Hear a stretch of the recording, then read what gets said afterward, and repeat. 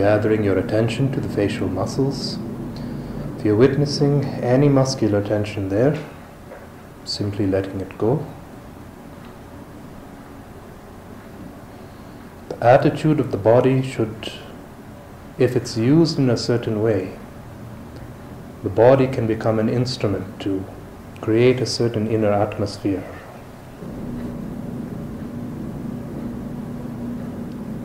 If you look and try to find where are the dividing lines between body and mind, where will you be able to find them? You cannot find them. It's like an open door through which energies are traveling in both directions. Mind is having an influence on the body. Body is having an influence on the mind. Life energies are having an influence on both the body and the mind. Body and mind is also having an influence on the life energies. The whole system is a complex network of organized chaos in which everything is interconnected.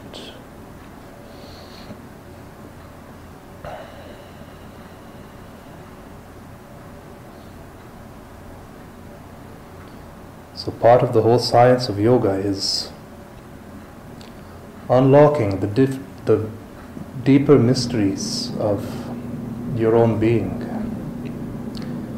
Are you just this body? Or are you just the mind? Or are there other dimensions involved in what we call a human being? Unfortunately, I cannot say that there has been any science up till now which has had a complete and holistic approach to what we call the human being. Psychology is just oriented with studying the mind. Biology is more oriented towards studying the body. But these are all various different fragments of the human being. So what is the totality of a human being is a question which unfortunately is not very much considered. Even when it comes to the body, you think, okay, these are the boundaries of my body. But how many forces are involved in what is sustaining your being right now? So many things. The conditions of the solar system, the cycles of the sun, the cycles of the moon, even the way that the moon exerts a certain magnetic influence on the earth, which controls the tilt of the earth. This controls the coming and going of the seasons. It also has a certain influence on what is the temperature on the planet. So even the moon, just if the conditions were different, life as we know it would be totally different. So understanding this deep interconnection between the human system and the whole cosmos is part of what the whole science of yoga is intended to investigate into.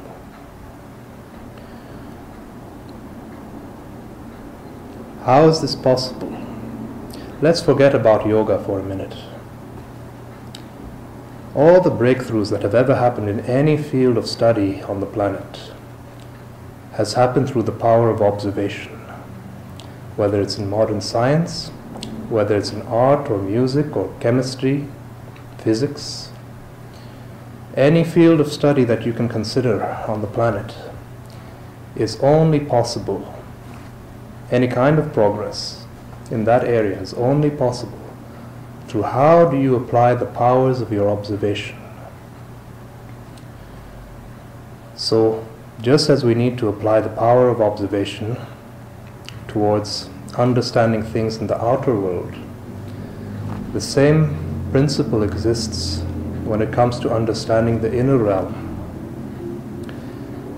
And just how sensitive your attention is right now, that determines just how sensitive you are to certain details which otherwise would have remained totally outside of your awareness. So attention is not something that's fixed and defined. It's something that can be stretched, expanded beyond its present boundaries. It can be fine-tuned. So the deeper your attention runs, is the more sensitive you can perceive certain details which otherwise would have remained outside of your awareness. So in yoga, when we talk about meditation, there's two different streams of what we call meditation. One branch is called Samatha, another is called Vipassana. Probably many of you are already familiar with so many of the different types of techniques that may be involved in meditation, from concentration on the breath, to concentration on a mantra, to concentration on a yantra, a certain geometrical form. Or it can be just about anything, because it's not about what is the object of your observation, but the very quality of observation itself. So there's a common thread that's running throughout all of the yogic techniques of concentration, which is just the simple quality of observation. So what is samatha? Any technique which involves one-pointed concentration of the mind, regardless of what it may be, observation of the breath, a mantra, a yantra, or even just an external scenery, observing a candle flame. But the basic principle is the same: gathering all your attention, channeling it in one direction.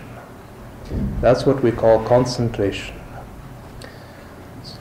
Your eyes are open, suppose. You look at the whole field around you, but narrowing down the field of your perception, but intensifying the awareness.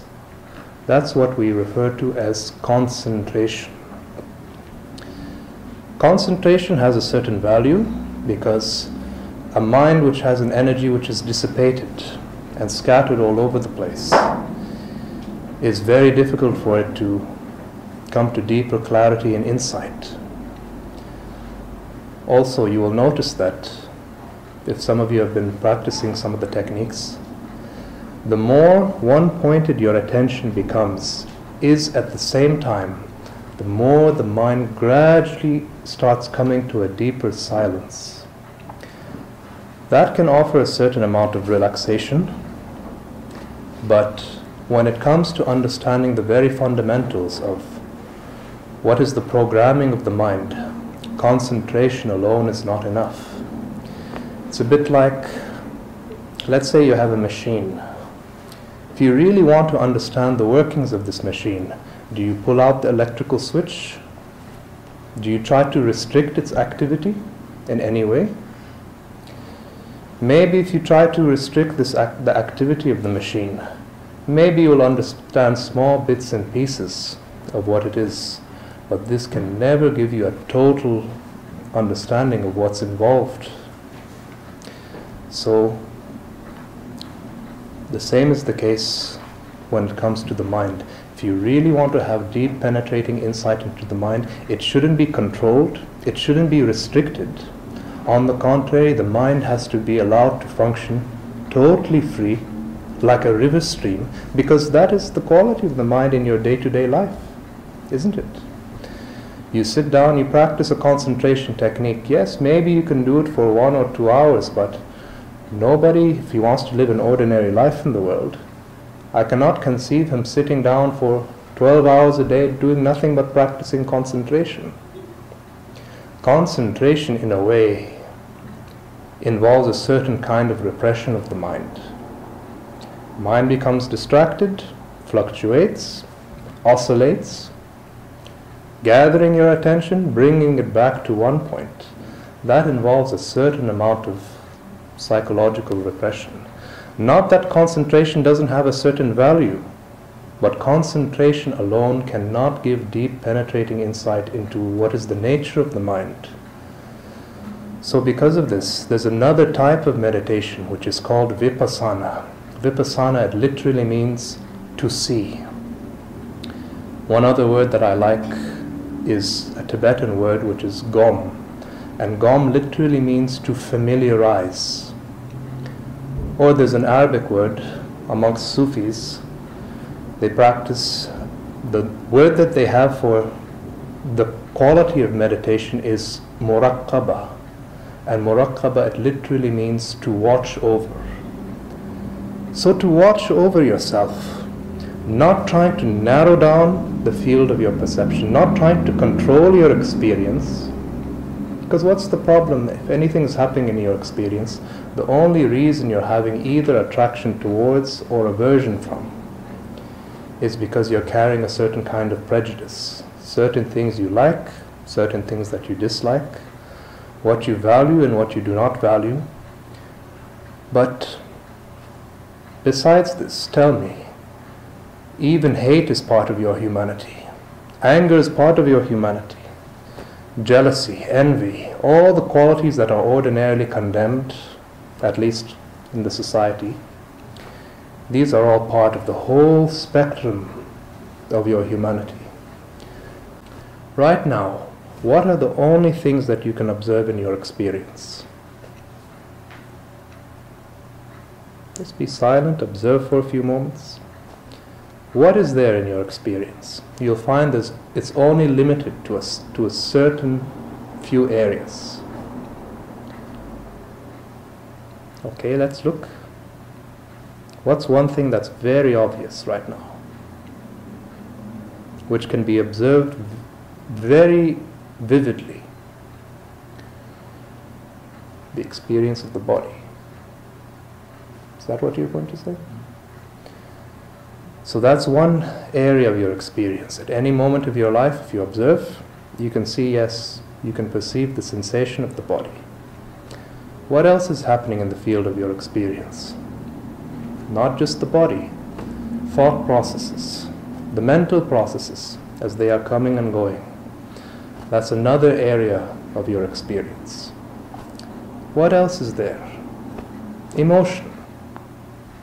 Every human being is not just the body, not just the mind, not just the thought processes, but also a certain amount of emotion. That's another level of your humanity. Besides that, is there anything else? So, body, mind and mental processes, emotions. Is there anything else you can observe? Mind includes also 5 senses, so we're not in. So mind, body, 5 senses, emotions. Is there anything else you can observe? You're right. There's nothing else. Just these 4 fundamental areas of your being. So, learning how to observe whatever is happening within you, either at the level of your body, the mind and its thought processes, at the level of your emotions, and the 5 senses. That is exactly what's involved in the approach of Vipassana. So, while we're involved in these techniques, we will explore a little bit into how to develop different types of sensitivity. You will find that observing the body, there's one kind of sensitivity that's needed. For some people, maybe, if you try to observe the body, it's very easy. But if you try to become more watchful of your mental processes, you find it's very much a struggle. You need a different kind of sensitivity. Or one person, he finds observation of his mental processes very friendly and natural. But when it comes to observing his emotions, he finds that very much difficult, because you need another type of sensitivity. So depending on which level of your being you're being watchful of, you will need different types of sensitivity.